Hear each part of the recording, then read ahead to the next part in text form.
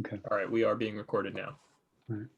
I'm just to do the attendance in the chat while we're waiting for the room to fill, and we'll remind people.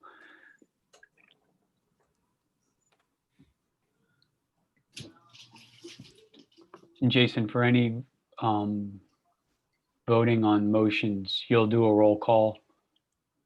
Yeah. Okay.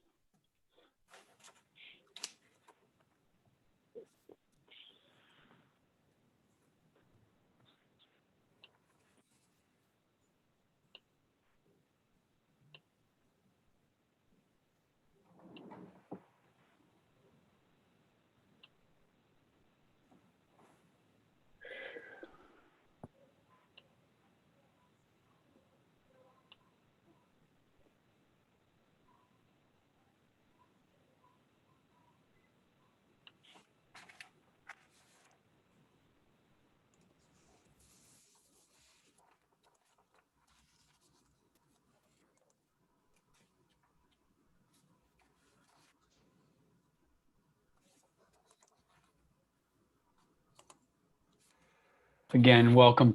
We're still waiting on the room to fill, but if you are a social determinant work group member, please make sure you indicate your presence in the chat. That will be our formal record of attendance for the meeting.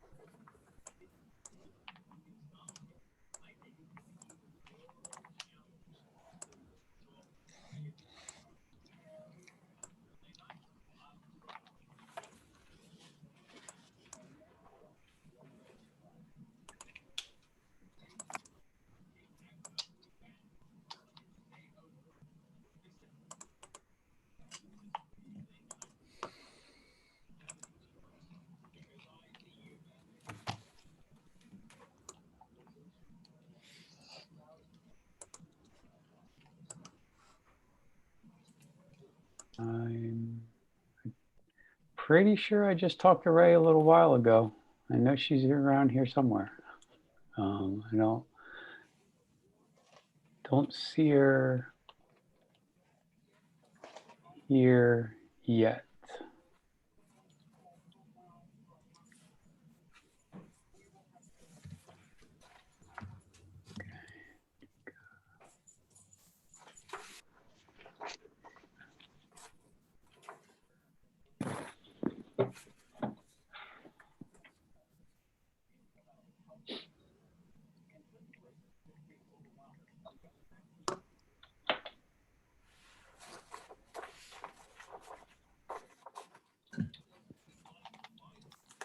Okay, again, if you are just joining in and you are a member of the work group, please note your presence and attendance tonight in the chat. So Jason's recording, that'll serve as our official record of attendance.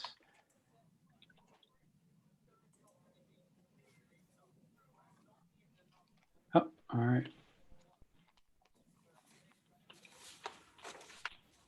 Ray, there's Ray. All right, Ray. Hello, Ray. Hi, how's everybody? All right, so we just give it another minute to let the room fill from if there's anybody else from the work group.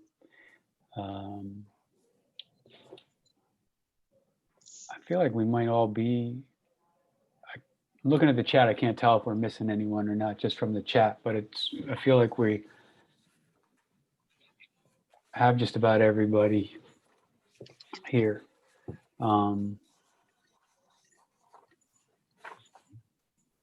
We're close. We're close. We're close. We're missing 1, 2, 3, 4, 5, 6. No, 5. 5. All right. Well, we have enough to vote then, right? So Yeah. that's all right. Ray, I'm ready to probably kick it off whenever you are. I know we had a pretty healthy meeting last week. We've been doing a lot of out of work groups. The smaller subcommittees have been putting together their proposals, submitting to Jason, and we have a series of resolutions to make to the group. So whenever you think we're ready to go, I'm good. We're ready. All right, Jason, you want to put the agenda up on the screen for us? Sure.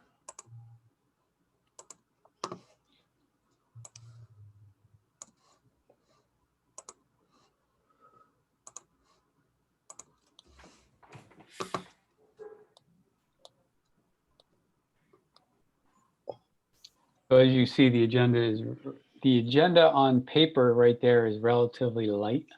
We do have behind this is some work that we want to be presenting to the full work group for consideration. I was hoping, Matt, if you would just kind of reorient us to the larger picture of where this group sits in the Reading Consortium and what the path forward is going to be looking like from here. Sure, including for what we're doing tonight. Yes, lay the groundwork for tonight. That'd be great. Okay. Well, good evening, everybody. As Jeff mentioned, we've spent a lot of time over the last few months developing some pretty thoughtful interim recommendations for the consortium on Thursday night to recommend to the governor and General Assembly for them in turn to consider when they're talking about the state budget over the next couple of months. And the discussions have been in 3 different areas that I think everyone in the meeting is familiar with, and we've had very active involvement individually and as groups from a number of the people who are in this meeting tonight. All 3 of these areas have generated a lot of discussion, which I think has been very good because it's made all the proposals better. It's also made it a lot more challenging to try to work out every last detail of all 3 of them on the kind of expedited schedule that we're having to work on, because we're having to work under the state's own budget process timeline. And even since we had, I guess we didn't have a formal meeting last week, but ever since we had the opportunity to see some versions of these proposals a week ago, all 3 of them have changed in pretty significant ways, even in the last week or two. So given that, I think our goal for tonight is for the working group to vote on the basic substance of its interim budget recommendations to the consortium, and to allow Jeff and Ray, the working group chairs, to try to develop the specific numbers between now and Thursday that they're going to ask the consortium to recommend at the Thursday night meeting in order to adequately fund the recommendations that we would make tonight. And our chairs, Jeff and Ray, would obviously develop those numbers using all the good work that's been done leading up to now. That just seems like, in discussing it with Jeff and Ray, the best approach given the timeline that we're working under in terms of trying to get something to the consortium on Thursday, and just the time available to us tonight with everyone here together. So with that in mind, I think the plan is that we're going to have 3 resolutions for us to discuss that we think reflect the substance of where people are. And then we're going to open up the floor for the folks who actually have been working on these recommendations for a period of months to weigh in on any concerns that they may have. And then also just open the floor up to all the members of the working group to weigh in, and then hopefully be able to vote on them tonight in that form. And as I said, give Jeff and Ray the discretion to plug the right numbers in to fill them out for the consortium on Thursday. So that's my understanding, at least, Jeff, of the plan. I don't know. No, I think that is definitely the path. that's a little recap of where we've been and a path forward. We are going to propose 3 resolutions tonight that reflect the substance of the work that the folks in this room have been engaging in since July. And we think that we're in a great spot to make these resolutions and to seek the support of the room across the board for each one, even though you may not have been intimately involved in each one. I think Ray made a great point to close out the last meeting about, when she asked for feedback and silence to be mistaken as approval is concerning. So we definitely wanted people to be thinking about the proposals. And we obviously, those who are in the work groups took that charge seriously and made some decisions to really streamline and improve their work. So I think that we're in a great spot. Ray, is there anything you want to add before we kind of kick to the first resolution?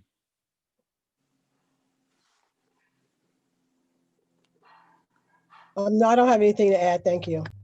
All right, so we're going to start with wraparound services. Our proposal, and I'm going to read it, and I think Jason has a document that he'll be able to stick it up on the screen. I'm sure he's going to put it on the screen and I'm going to lose it on mine, but I'll go ahead and try this here. We recommend that the state create comprehensive wraparound services in at least 2 and up to 10 of the state's elementary and middle schools serving extraordinary percentages of children living in poverty. Those wraparound services should include comprehensive outside school time programs involving full-time on-site staff, the nonprofit sector, business sector, and high school age mentors from the same communities as the students. The programs should be offered before school, after school, and during summer months. The wraparound services should also include school-based health centers and those health centers, in those health centers, including mental health, with services in those health centers, including mental health services. Sorry, my cursor was in the way. That said, Tamara, you headed up this working group in this area. Would you like to be the first to kind of weigh in and think if this sums up the work of the team that you worked with? Thank you. As a motion, I think it does. I did make some shifts to the budget to expand some of the personnel, and then also got some good feedback from some of our folks who attended last time, just on some of the language, but the all of the heavy pieces, the content remains the same. So I agree. All right. Would anyone else like to weigh in on this?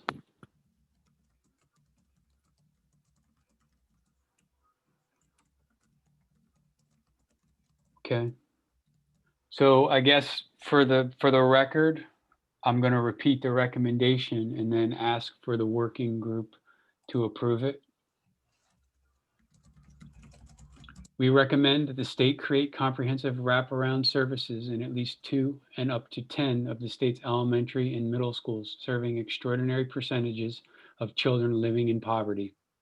Those wraparound services should include comprehensive outside school time programs involving full-time on-site staff, the nonprofit sector, business sector, and high school age mentors from the same communities as the students. The program should be offered before school, after school, and during summer months. The wraparound services should also include school-based health centers with services in those health centers, including mental health assistance. So that said, I guess there needs to be a roll call vote, Jason, for approval. Could you please? Yes. Oop. Sorry, I've got like 100 windows open right now. Okay. Matt, are we doing this the technical right way? Is that appropriate? I mean, I I want to need make to, sure. Representative Williams said she's trying to get into the meeting, but she's unable to. She's waiting for someone to let her in. And I believe that she. I think she's on. I Okay. just got in. Thanks, Dawn. Okay, Thanks, great. Matt. Sure. Okay, Thank thank you. you. All right, so I'm just going to run through the roster and ask you to just say yay or nay. All right, so Ray,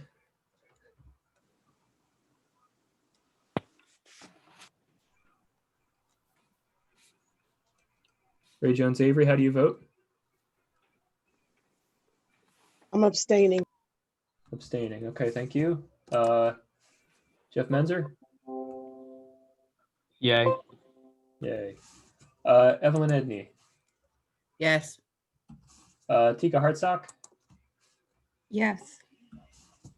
Terry Lawler, Yes. Yasser Payne,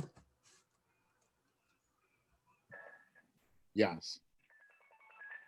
Call from 13025493135. okay. Shanika Perry, Yes. Mark Pruitt, Yes. Yvette Santiago, Yes. Aaron Seligman, Yes. Tamara Smith, Yes. Dave Sicola, Yes. Kim Williams, I would like to vote. I'm not sure what we're voting on. You did just come into the room. We're voting on that first motion language for wraparound services, Senator Williams. Is that the one with the wellness centers? Yes. My vote is yes. thank you. Jeff Tashner, I didn't see him earlier. Are you here? He was going to try to make it by 6:30. I think he had a conflict. Okay, Salome Thomas L. I've not seen him. Roger Harrison, Yes. Dawn Alexander. Yes. Okay. Senator Lockman and Matt Den are not voting members, correct? That's correct. I Okay. think. Oh, I don't know. Matt and Tizzy would know that. I thought. I should know the answer, but I don't. So let's assume that I'm not. Okay. All right. So that seems to be it. All right. Great. Before I get to the next one, I have to apologize. I shouldn't have said Senator Williams. It's Representative Williams. I got a little flustered that she couldn't get into the room. Kind of riled me a little bit. I appreciate the raise you gave me. Oh, is that a raise? Okay. All right. Okay, so now we're going to move on to the racial justice proposal. And I'll read the recommendation again for the group, and then we'll move forward in a similar fashion. Well, we recommend that the state fund efforts to collect two types of data that can be used to develop solutions to race-related school inequality. Specifically, we recommend that the state make it possible to provide transparent and user-friendly disaggregated open source schooling data. Example, academic performance, graduation rates, and outcome data, enrollment, graduation, academic performance, and school discipline. We recommend that the state supplement this effort with the collection of primary data, such as interviews and other forms of ethnographic data, to capture the larger context and voices of students, parents, other community members, and educators.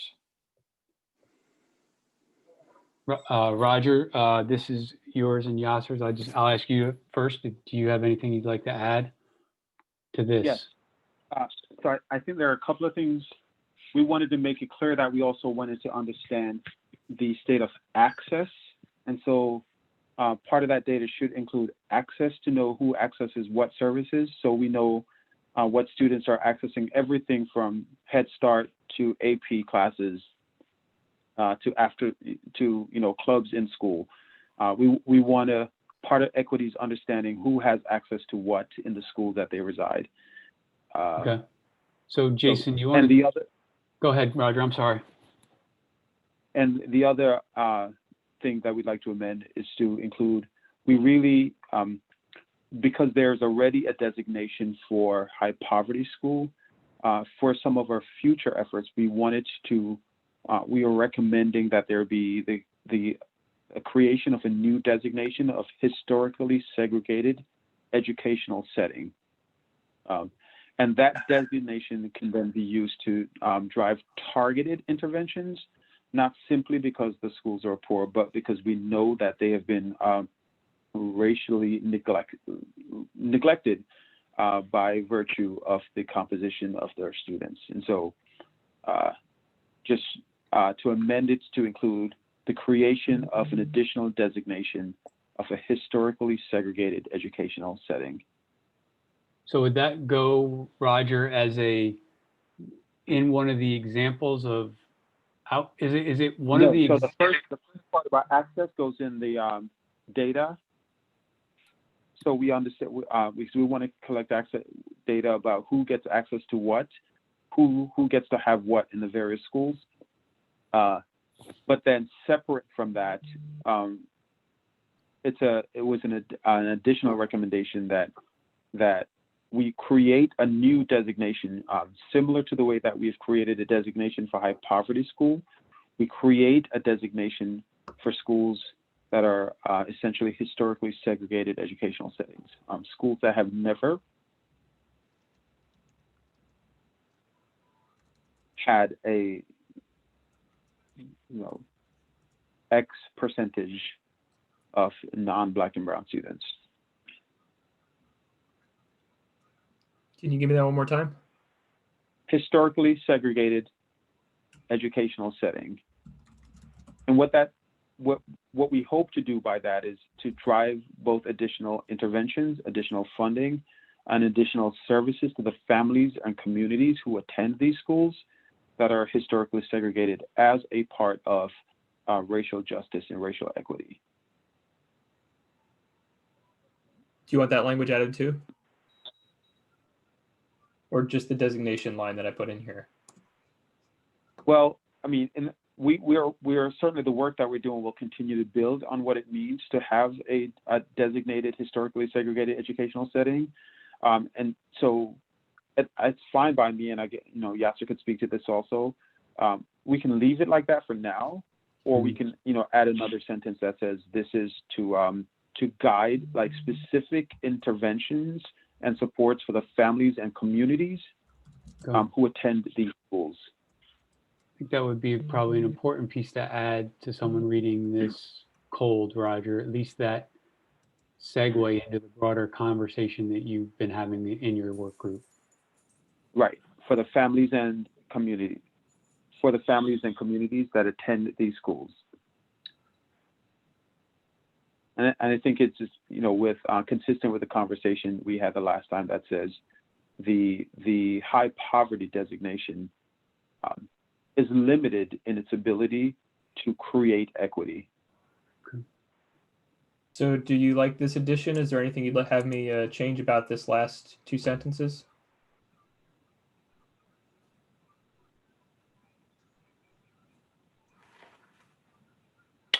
That future interventions and supports, yes. Future. And did I miss it, Jason? Did you slip the who's accessing resources somewhere in here? No, I didn't get to that part because okay. we were moving faster than my fingers can. All right. All right. So I'm popping it in after disaggregated open source schooling data, e.g. this as well. Access. Yeah, access and outcomes. So that would be sit right there, Roger, and then an example after that would be, was there an example you wanted to add, or does the examples there cover? Sure. We have several examples of access. So, for example, who has access to clubs, sports, access to school activities, AP classes. So really through the spectrum of schooling, if there are continuing inequities in what students actually have access to in their schools, we want that to be publicly knowable and publicly shown. Okay. All right, great. How's that? See a head nod. Yep, and Okay. a thumbs up. That's a double. Yes. Yeah, All right, we're being great. recorded. I say yes. All right, would that's any of it. the, would any of the other working group members like to weigh in on the statement as it stands now with the edits from Roger?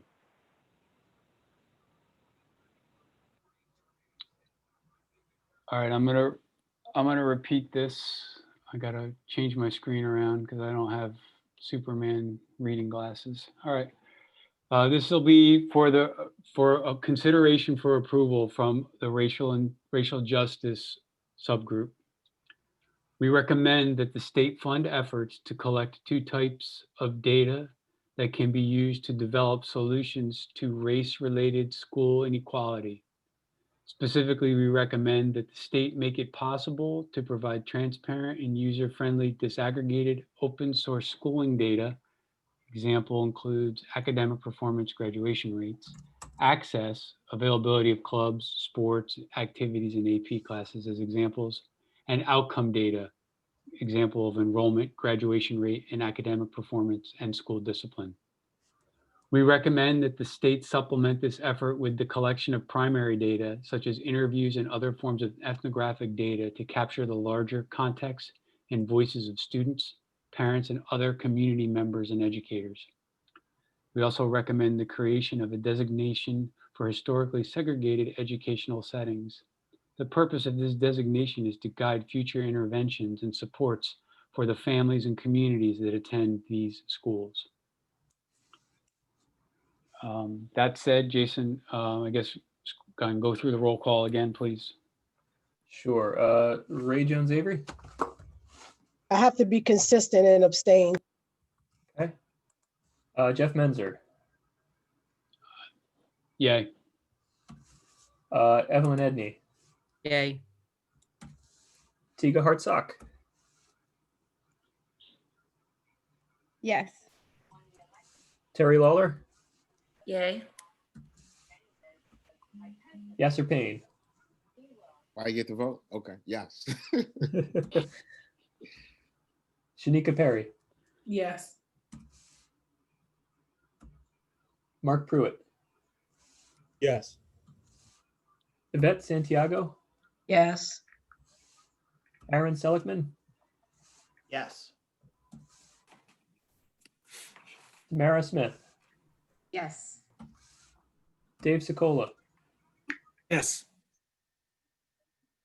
Kim Williams. Yes. Roger Harrison. Yes. And Don Alexander. Yay. Okay, thank you. Great. Yep. Thank you, everyone. Thanks, Roger and Yasser. So now we're going to move to our third work group and our final recommendation for the evening with specific focus on the birth to 5 elements of this larger work group, of this smaller work group. It was early childhood, I believe, but birth to 5 has been the primary focus of our working group under Dawn. So I'm going to read the recommendation as it's written, and then we'll go through a similar process for feedback. We recommend that the state expand intensive home visitation programs targeted at infants and toddlers living below the poverty line in the city of Wilmington in order to ensure that those children are receiving the highest level of care with respect to developmental milestones, health, and early living. We also recommend that the state ensure the highest quality free pre-K services, including all-day services, competitive staff salaries, and proper staff-child ratios for 3- and 4-year-old students who may attend the state's highest poverty elementary schools. We also recommend that the state supplement its funding for existing ECAP slots to allow current providers willing to meet specific quality standards to receive adequate funding to do so. We also recommend that the state provide necessary funding for the Department of Education to improve the developmental screening of young children. Dawn, I mean, no, this is a paragraph summary of a a lot of information that you've put together and organized and shared in multiple settings. So please, I ask you first, is there anything in this that you would like to amend, change, correct, or do you feel this captures the message of where your recommendations lie? There are a couple recommendations for changes, Dr. Menzer. The first would be that we recommend that the state expand intensive home visitation programs targeted at pregnant mothers, comma, infants, comma, and toddlers. Okay. And included in there would be a referral system. And I'm not sure we're the best place to plug that in, but Okay. looking at a system to ensure that. How about right in the very beginning, we recommend that the state expand intensive home visitation programs, including a referral system. Sure. It makes it a little longer, but I think it's probably the right spot for it. I mean, that's a long sentence, but it is I guess, a recommendation. And then when we look at, let's see, in order to receive the highest level of care, we also recommend that the state ensure the highest quality, including all day. So after including all day services, you can either put it before competitive staff salaries or after. We're requiring that with the increased funding, that the lead teacher be a DEEDS certified early childhood education teacher. Okay.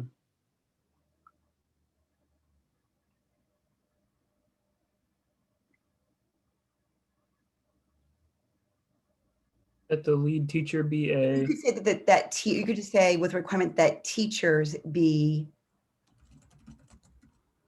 so ECE DEEDS certified.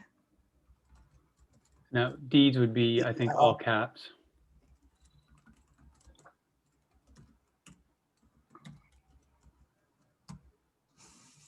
Did I do that right? I think so.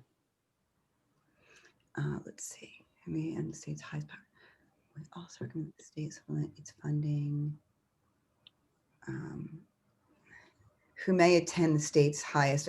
Thank you, Senator Sturgeon. She's providing something back in the chat. I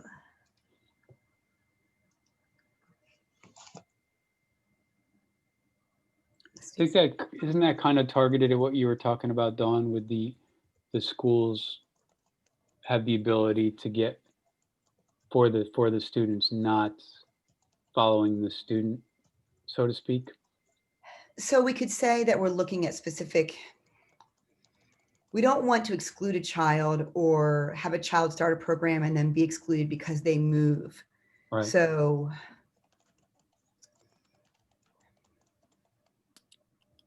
we were looking at a larger targeted geographic area of need. So we could say the city of Wilmington and surrounding areas, or we could say the 4 target districts. I think there's several ways to say that, but we certainly want to make sure that it's written in a way that we're not excluding a child because he or she, the family moves. Dawn, does the ECAP slots address our conversation about the additional peer models? So it would. So ECAP students can be, so we'll talk about the special education funding, the preschool to 3rd grade funding, but this would be, ECAP students would be peers. They could be children with IEPs, or they could be children who do not have IEPs.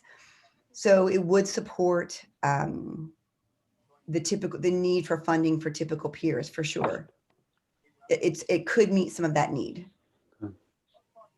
So let's back to where you were, that sentence that you were thinking about where it says highest poverty elementary schools. You're proposing in Wilmington or the surrounding area, or the 4 targeted districts? Let's say in the 4 targeted districts. Okay. All right.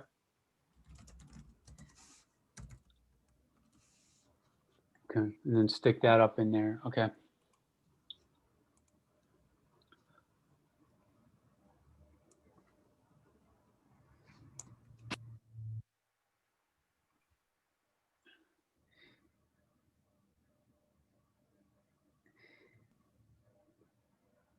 And then we would also recommend that the state supplement its funding for existing ECAP slots to allow current providers willing to meet. So do you want to name the specific quality standards are a deed certified early childhood teacher and full day programming. So we can name those again. Or as aforementioned quality standards, the two aforementioned is quality standards. probably better. There's a comment in the chat from Yvette, and I mean, we get to it when we come to the next stage, but we might as well, this is a comment. Yvette had a question about this, where do we sit right now? Is this going to push people? Is this, what is, look at the question, I guess I can say it better. Like, Sure. Is there a time frame for this? And then what about the folks who are already currently there? Will they be eligible for deed certification? What does that take? I guess maybe just give a quick overview of that for the group. Certainly. So as we look at long-term expansion of early childhood programming, we have those of us in early childhood have a longer, more detailed proposal regarding workforce development and access to funds for taking additional courses. The early childhood special education is one of the high need scholarships. So that's already funded through DOE.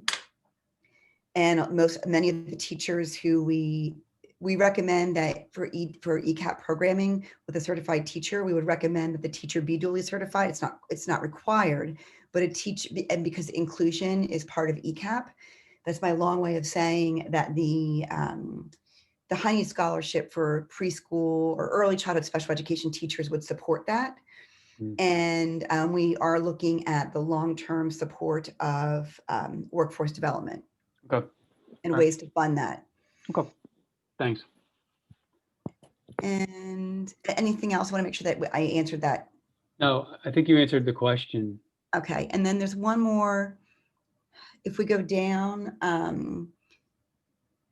well, we could stay on ECAP. Then there is a piece to add to the screening part. Down at the last sentence? Yes. With ECAP? No, that's a separate recommendation, is the developmental screening. Okay, so that's the last sentence. Yeah. The last sentence should say, we recommend that the state provide necessary funding for the Department of Education to require developmental screening in licensed child care centers. Okay. Of young children in licensed child care centers.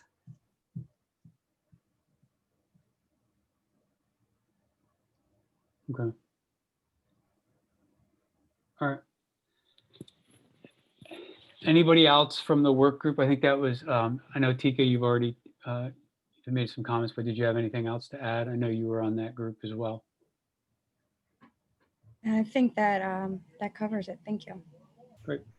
And there is a question in the chat. Let's see. How does it affect current teachers in early childhood? If that's wondering, if what does this do to the existing programs?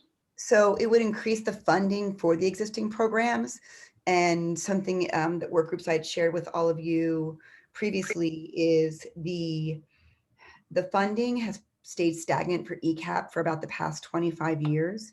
Mm-hmm. So the funding has hovered around 8,000. It's actually dropped from about 10, 12 years ago. It was around 8,000. Now it's at 7,000. Mm-hmm. $227 or $277 per child. So it's about half of what we fund our K-12 children. So we've seen the K-12 funding increase each year, but ECAP funding has remained the same. Okay. So what this would do, we would increase the funding, and that would provide more opportunity for early childhood educators. It would better fund the programs that are currently in ECAP, as well as provide additional slots. Okay. Thank you. Okay, I'm gonna read this one Jeff, again. can I just mention something? This is Yvette, because I just want to make sure I'm conveying the question clearly, and I'm approaching this from an equity standpoint. We know that many of our early childhood teachers, are really struggling, from a financial perspective. We know that we want them to become highly qualified, and get credentialed and certified as much as possible. And, but I also know that given that information, if I am someone that is struggling financially, and I now need to become DEED certified, what supports are going to be in place to ensure that I'm able to get that certification, and is, you know, the program that I'm working in going to meet me where I am? Because many times, this impacts people of color in these positions. And what happens is when they don't get the necessary supports, then they're almost forced out of a job.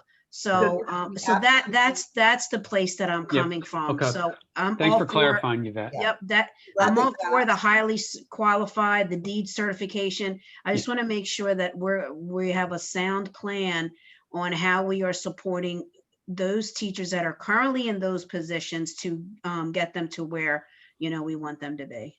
Yvette, I'm glad that you asked, and we're specifically thinking of our colleagues who are typically women of color working for minimum wage in early childhood programs.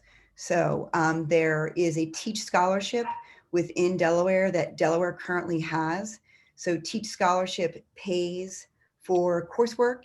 It pays the incentives when courses are completed. So this is a program that we already utilize our Child Care Development Fund block grant funds to support that program, and all the information is on, you can find it on the DOE website on the early childhood page.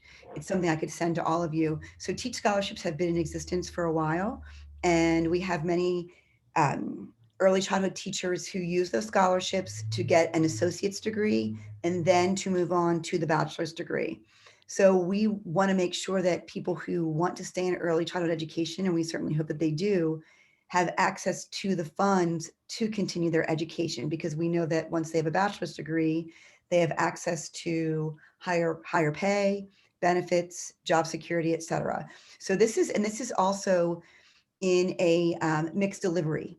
So we're looking at, this is not just, ECAP is not just in school districts. ECAP is in throughout community programs. So it's in nonprofit preschools, it's in for-profit preschools, it's in Head Starts. ECAP is an RFP through the Department of Education. So it's throughout programs. We really believe in mixed delivery. That answer, did that make you feel a little, all right, great. All right, I'm gonna give this one a crack now. Excuse me. Yep. I do understand the spirit of the DEED certified provision in this motion. I do think it's a thin line between incentivizing and mandating. It's not just a financial consideration. Is the coursework offered at night and on weekends? Because often people want to advance their professional credentialing, and because they're low wage earners, they're working more than one job, and it's just not realistic. So I'm a little concerned about a mandate. Sure. So I'll speak to that. So Teach is designed for adult learners, for adults that are in the workforce. So the people who are enrolled, I want to say men and women, but to my knowledge, there are no men enrolled in Teach right now, because it's designed for early childhood programs, and primarily our workforce is women. So a lot of the women in Teach are 30 and older, 30, 40, 50, who are going back to, again, get the associate's degree or to get a bachelor's degree. Associates would be required in Head Start, and the bachelor's degree would be required in a variety of programs. So, and the reason that the bachelor's degree, so in looking at all of the research, we know that the higher the training of the teacher, the better the long-term outcomes for children. And we want to make sure that our children who are at risk have access to the highest quality teachers, to teachers who have had the highest quality of training. So absolutely, I understand the spirit of it. I'm concerned about unintended consequences. So, and then I see there's a question.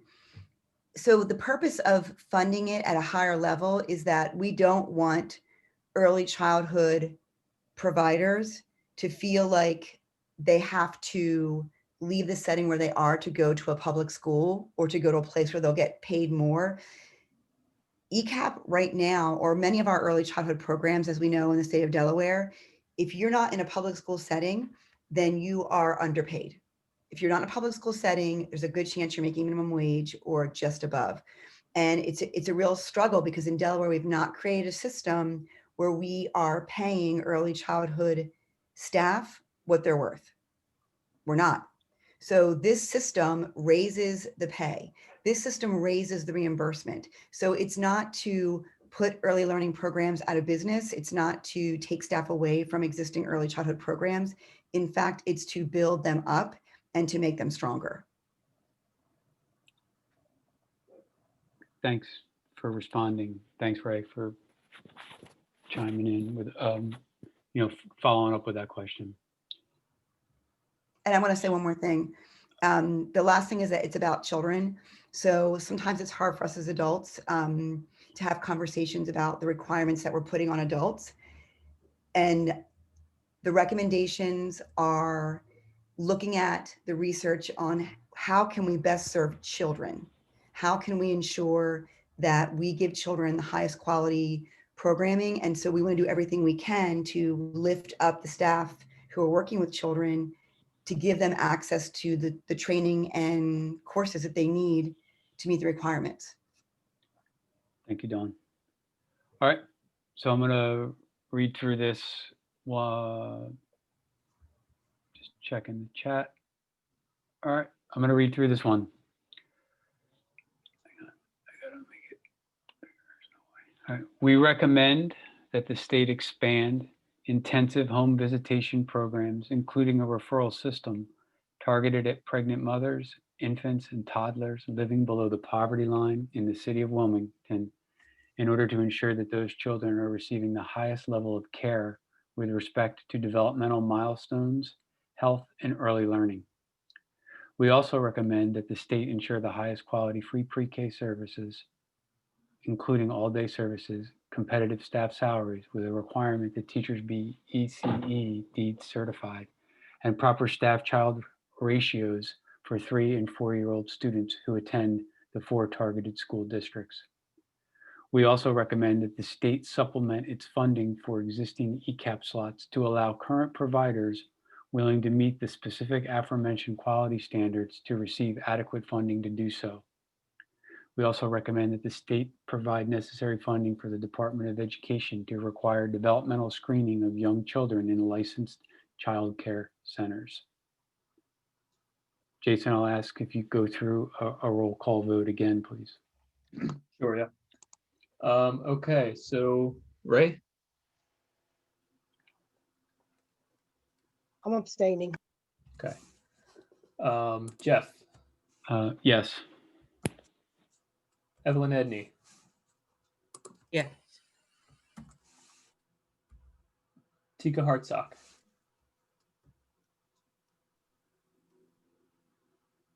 Yes. Terry Lawler? Yes. Yasser Payne? Yes. Shanika Perry? Yes. Mark Pruitt? Yes. Yvette Santiago? Yes. Aaron Seligman? Yes. Tamara Smith? Yes. Dave Sokola?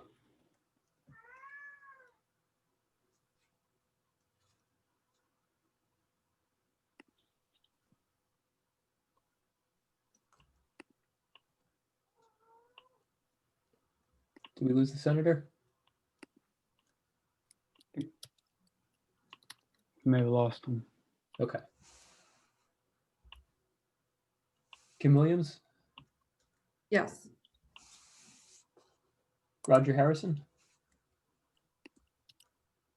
Yeah. And Donna Alexander. Yes. Okay, thank you. Okay. I'm sorry, Jeff. I do have Commissioner. another question. Senator's back.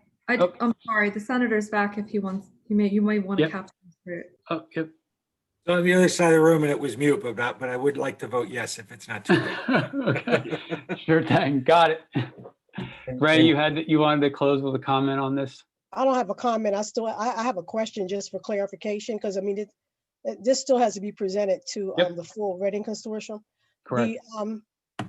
The sentence that says, recommend that the state ensure the highest pre-K service who attend the 4 targeted school district. Do you mean who reside in the 4 targeted school districts? Yes. Thank you, Ray, for catching that. That should be residents, because we're looking at the city of Wilmington and the surrounding areas of need. Do we need to revote if we change that? I don't think you need to revote, but it's a difference between attending and residing. Sure. It's a big difference. So if people are okay, well, maybe you should vote yes. Ask Maybe if there's any objection. Yeah, ask if there are any objections. Thank you for catching that, Ray. Okay. And just for the record in the chat too, it appears Jeff Tashner is in with us now, and he's not. I got you. He's not voting on this, as he did join in the conversation. I'm not sure when, but he did. I just wanted the record to reflect that. Go ahead, Ray. No, that was it. I think that was a biggie for me. Okay. Okay. I do Right, have so- a question. And I want to go back to ours, the wraparound one. I know we've already voted, but is it too late to tweak the language? I was checking my notes from our committee meeting, and I believe as opposed to, I think it says mental health, we talked about emotional well-being and behavioral health, and kind of expanded the repertoire of services that will be offered there. That's under the Wellness Center, Yes. the closing sentence there. Yes. Jason, why don't you go ahead and change it, and we'll do the same thing. We'll ask if there's any objections to that change. Okay, can you repeat that? Mhm. Okay, so let me read it. With services in those health centers, including emotional well-being and behavioral health assistance. So instead of mental health assistance, top one, Jason. Oh, I'm sorry. I'm reading the wrong one. Yeah. The last sentence. Right Okay, there. sorry. Can I? Emotional well-being and behavioral health.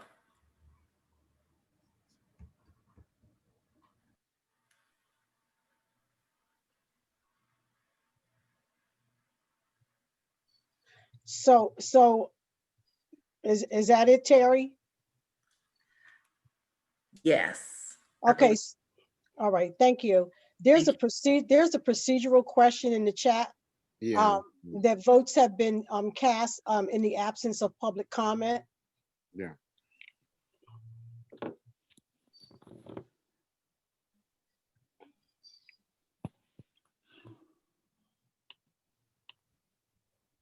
I'm gonna have to, I'm not sure I know the answer to that question.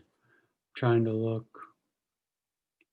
Jeff, if I may, if we're following Robert's rules, typically you have public comment first and then voting. But I don't know if we're following that, so. I think. Well, we can, then perhaps we go back to public comment, and can we then vote on the collective 3? Does that, I don't know how we, let me make a suggestion, Jeff. Yep. Why don't we go to public comment? Yeah. Okay. And if we can either all vote again, or and if anyone wants to change their vote as a result of public comment, then they can do so at that time. Okay. All right. Is that okay with the group? Yes. Yep. No. Okay. That said, using the chat feature, is there anybody who would like to make public comment? Kristen Dwyer asked earlier. Okay. And it looks like Susan Bunting and Senator Sturgeon, Secretary Bunting, Senator Sturgeon. So we'll start with Kristen Dwyer first. Kristen, please go ahead. Thank you, Dr. Minster. I was going to ask if you could scroll all the way up, but I see that you have already done that, so I appreciate it. My first question has to do with overall the work of the group, and if you had an opportunity to, for the benefit of the public, define social determinants, and specifically, has this group pinpointed which ones are most prevalent in the city of Wilmington so that you can defend your recommendations as directly addressing those determinants? So that would be my first question. And then, as I take a look at something that I very, very much care about, which are the wraparound services for our schools, I still feel as though this recommendation is falling short. I think that you have a tried and tested successful model out there in the United States of community schools that have put together successful templates in providing wraparound services during the instructional day, as well as outside of the instructional day for our students and their families. And critical component of a community school are those positions that are, again, critical to the social and emotional well-being of our students, those being counselors, school psychs, and school social workers, which aren't listed in that recommendation. They are repeatedly cited, as well as combating social determinants as defined, defined as social determinants of health, for instance, and also in the area of racial justice. As well as, I just want to underscore the need for these positions. You do outline school-based health centers, making sure that they have access to mental health services. I want you all to remember that parents have to enroll their children into these services, as well as the state having to provide adequate funding for the sustainability of these school-based health centers. When you have the positions that I've mentioned, the counselors, the social workers, the school sites, you can do the developmental screening, which is cited further in these recommendations, at a capacity that actually meets our workforce. You can promote school-wide community, mental wellness, and healthy habits. And of course, you can provide the interventions for the families who need it using our school social workers and licensed clinical social workers. In terms of ECAP, I want to support Dawn Alexander as much as I can in her recommendation for DEED certified instructors. A lot of the folks that are on this group also sit on other committees or belong to other organizations that have signed on to the universal pre-K model that outlines highly qualified staff. And I feel as though if we're going to do this, we should be doing this correctly and providing those incentives, those scholarships, those reimbursement programs to the teachers that want to become certified. But also, I will acknowledge that early childhood often has been built up on the backs of these people who don't have those types of certifications, my mom being one of them. And I really think that does have to be acknowledged, and rather than saying we shouldn't have these highly qualified instructors and certified instructors, what is it that we can do to help those women, because that's what they are, who dedicated their life to this service? I do have a concern with the use of ECAP for competitive salaries. I don't know if that means bonuses in some way. I'd like to understand that a little bit more. And I want to just thank you for your time and your efforts and your work on this, but I do feel your wraparound services is missing a critical component. Thank you. Thank you, Kristen, for your comments and feedback, and we will definitely take those under consideration as we move forward to prepare our conversation with the Full Body Consortium on Thursday. We appreciate your feedback. Thank you. Is it possible to have your feedback in writing? I'm happy to provide that. Thank you, Kristen. Thank you. And May I speak to something that, may I speak to answer Kristen to some part of what she said or no? We're going to move through so we can make sure we get all our comments in the time we're allotted. Okay. Thank you. I believe the next comment was coming from Secretary Bunting. Trying to Actually, keep up with the chat. I was simply entering my name to make sure that I had recorded that I had been present.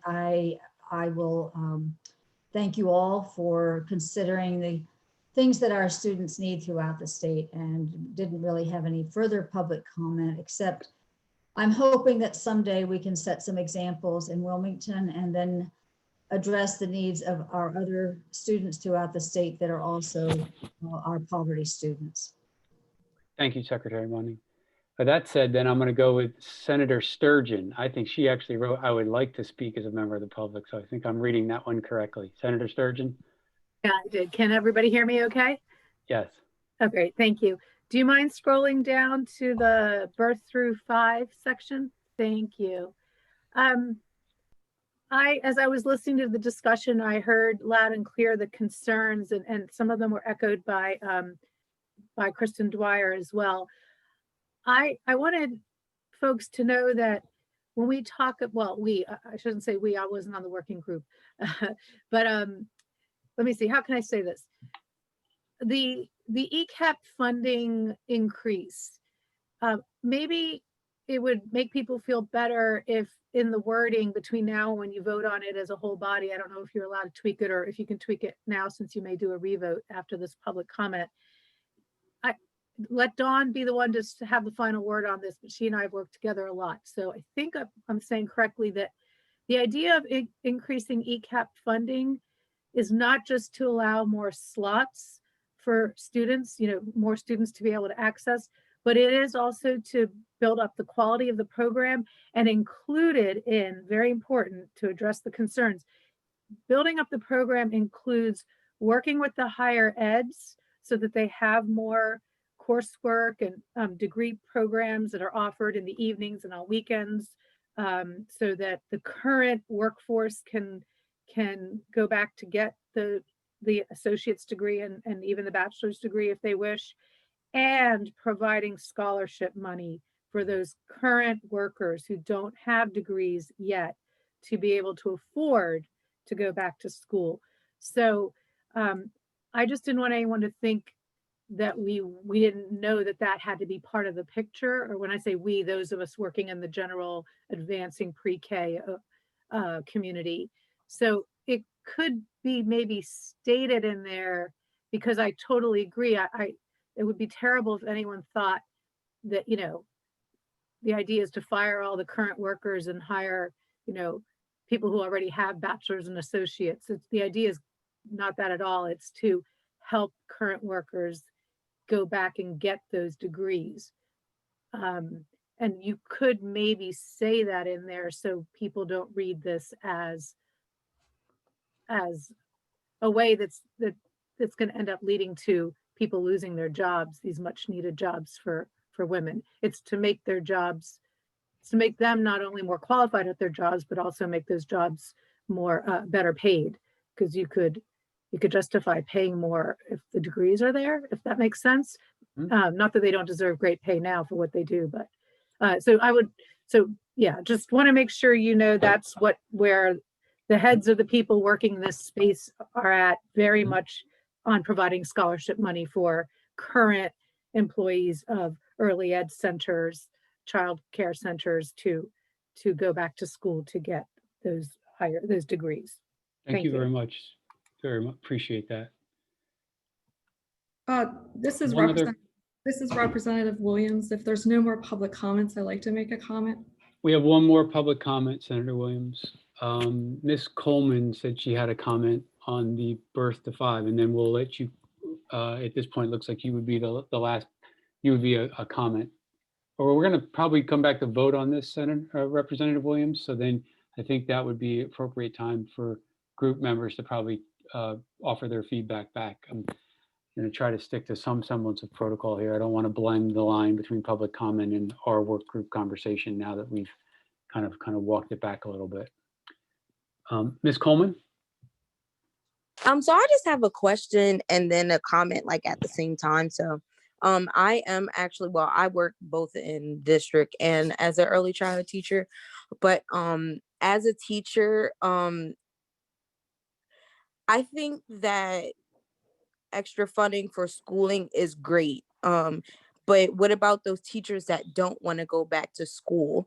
How are they going to be able to expand their opportunities to get more money to stay in early childhood if they choose not to want to go back to school? Because I've worked with some really amazing teachers without even an associate's degree, just the basic TC 1 and 2, and I've been and witnessed amazing teachers who I know aren't getting paid for what they deserve simply because they don't have a piece of paper that says that they deserve to be paid that amount of money.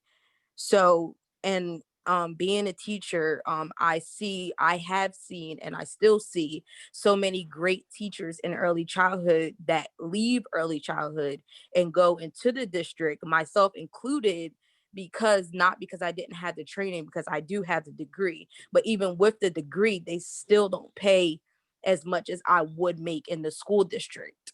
And then also as far as like benefits too, but I'm not even gonna get into that. I hear a lot of teachers just talking about pay, not about training, but it's about they want to be paid for all of the work that they have to do in early childhood. So I hear I forget the one woman's name, but I heard her talk about what's best for the children.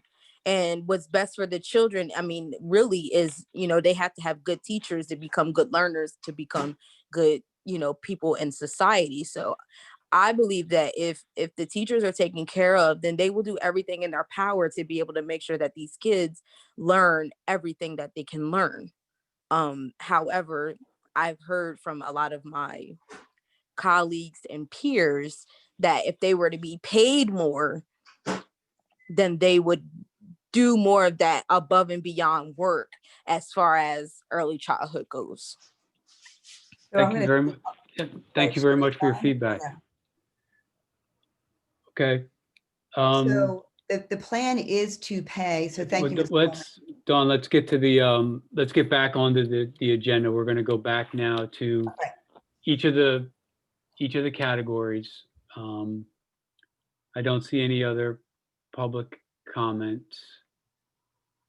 So if we can go back to the top of the page, Jason, I think for expediency, we don't need to reread the document, but we can, and if anybody is in the world of Robert's Rules of Order, if this is completely off the line, like as presented and as read previously, now following public comment, do any members of the consortium, any members of the work group have anything to further add or amend to this statement based on the public comment? Jeff, is that your motion? Or are you asking? I'm just asking first if anybody from the work group has anything to add or amend before we make a motion. I'd like to recommend that we add the social worker and counselor component to those wraparound services, the language there. Okay. Yeah. So you can just say like the wraparound services should include social workers, counselors, and school-based health centers. Okay. I mean, I think that helps because we had talked about that in our work group. So that's something I think definitely it's in the detail of the it's in the body of the, but I think it's good to have of the body of the recommendation and the supporting research, but it wasn't called out in the motion itself. In the motion. That's fine. Great. Thank you, Vet. Thank you. Okay, that said, the way it reads now, let's do a roll call vote for a motion for approval, or I don't know, am I allowed to motion to approve? Now we're getting real technical. I'm a little worried. I don't want to trip things up. Can I make a motion to accept the recommendation of the wraparound services with the amended version? Yes. And then yes, so moved. And do I hear a second? Second. Tamara seconded. That said, we'll do a roll call vote. Okay, so I will run through here. So Ray, Yes, voting yes. I am, yes. Okay. Jeff, Yes. Evelyn Edney, Yes. Tika Hartsock, Yes. Terry Lawler, Yes. Yasser Payne, Yes. Janika Perry,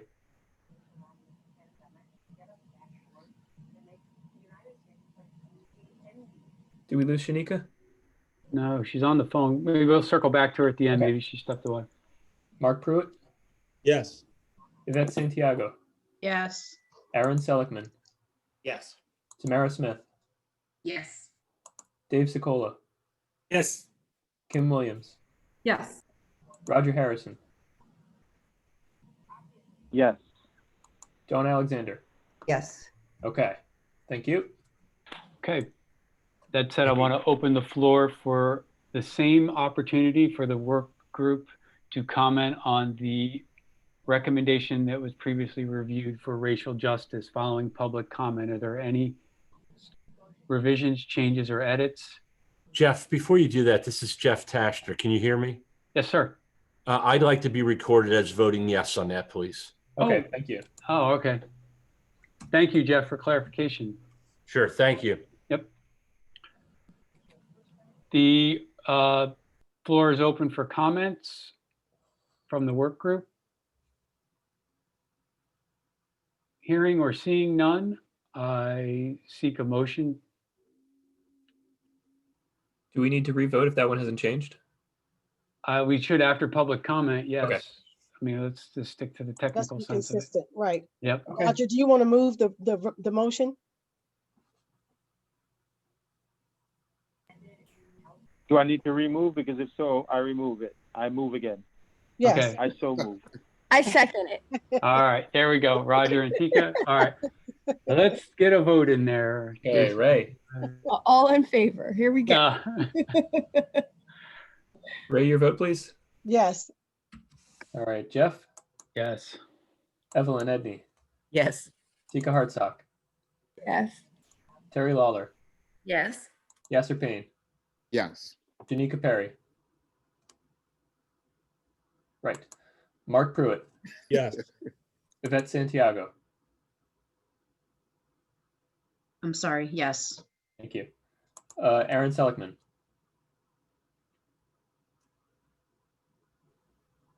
Yes. thank you. Tamara Smith, Yes. David Sicola, Yes. Kim Williams, Yes. Jeff Tashner, Yes. Roger Harrison, Yes. Don Alexander. Yes. Okay, thank you. Okay, so we're back to the birth to 5 recommendation. If you could scroll that up to the screen. Anybody from the work group want to add, amend, revise, or modify the recommendation based on the public comment? Yes. Okay, is that you, Dawn? The competitive staff salary. So let's put in there comparable to public education salary and benefits. So competitive staff salaries and benefits. So competitive staff salaries and benefits.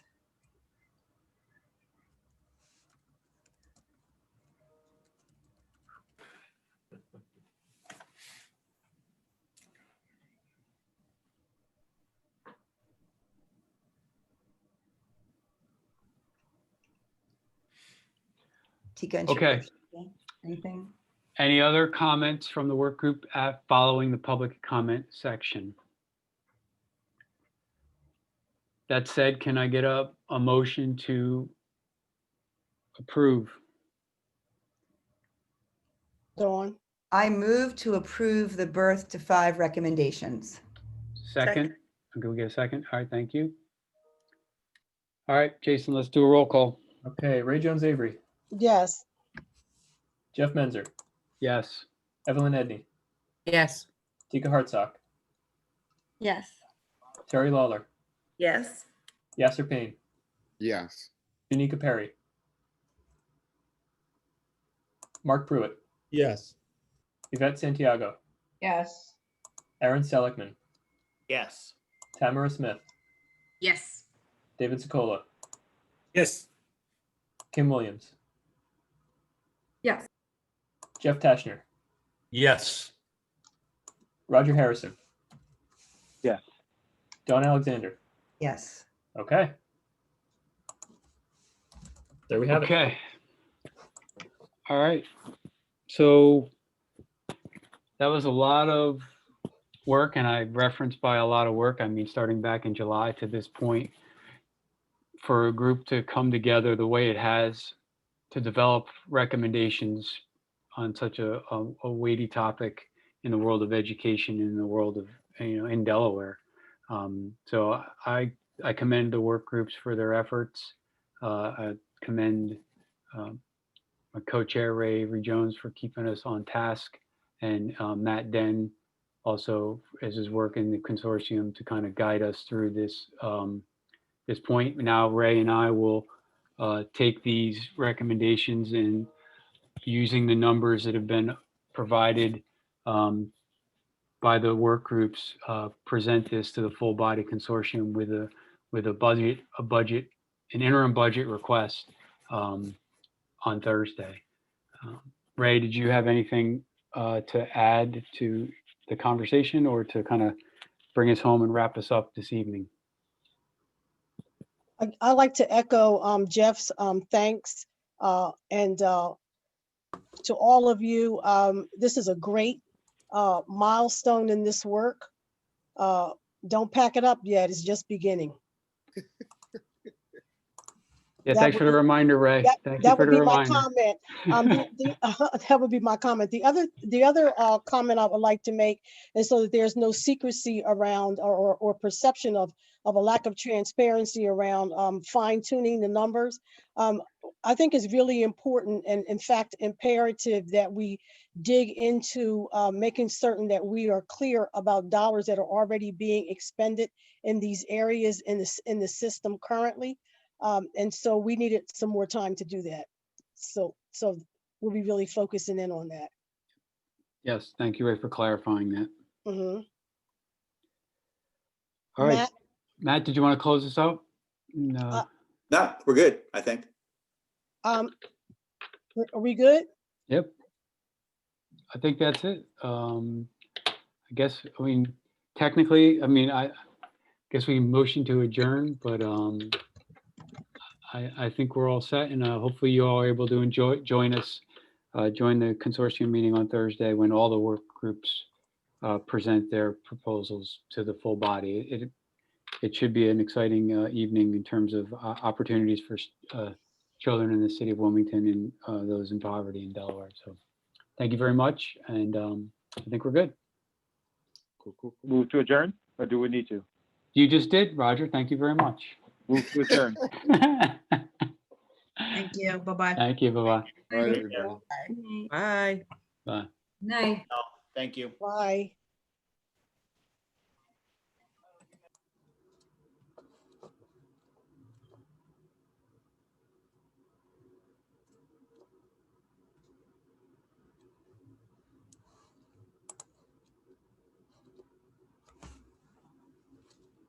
Did Matt sign off?